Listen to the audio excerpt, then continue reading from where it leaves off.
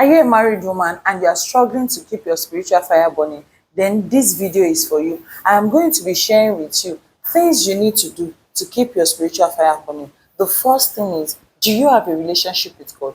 If you want to keep your fire burning for God, then you need to have a relationship with God. To keep your fire burning for God, the foundation is developing a relationship with God. You need to communicate with God daily, and that takes us to the next thing, which is prayer. Do you have a prayer altar?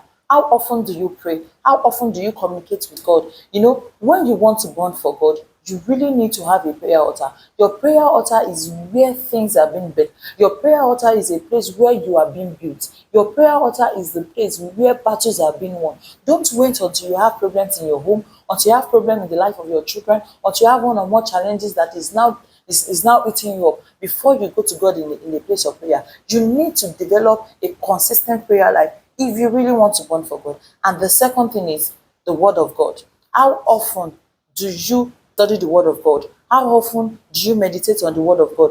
Do you just read the word of God and you leave it there? No. After reading the word of God, do you engage the word of God? Do you meditate on the word of God? The word of God is like a compass.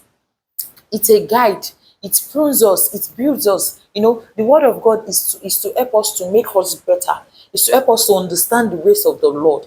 It's to help us to understand how we should live our lives as Christians. If you really want to burn for God, you need to be conversant with the word of God. You need to take time to meditate on the word of God. The word of God is needed. Don't just focus on only prayer. As you are praying, make sure you are studying the word of God. The third thing is fasting.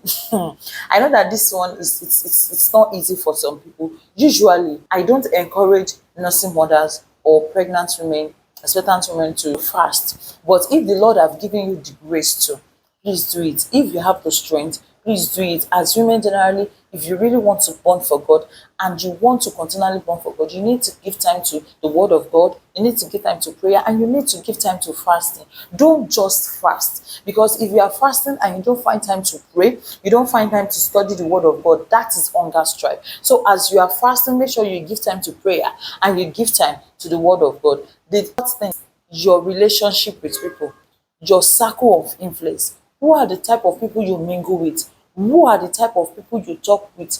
Who do you watch? What are the things you watch? What are the things you listen to? What are the things you say with your friends when you are together? Do you have godly friends? Do you have friends that you can share godly visions together? Do you have friends that you pray together? You know, aside from your husband, who are the people you pray with? Who are the people you pray together with? This is very important. If you really want to burn for God, you need a circle of influence that is going to help your spiritual growth. You need a circle of influence that is going to help your spiritual life. You need to watch the things that you accept to your spirit. You need to watch the things that you listen to, the things that you watch. All these things have a way of influencing your spiritual growth. So if you want to burn for God, you need to watch your circle of influence. It is very important. Last thing is avoid excuses.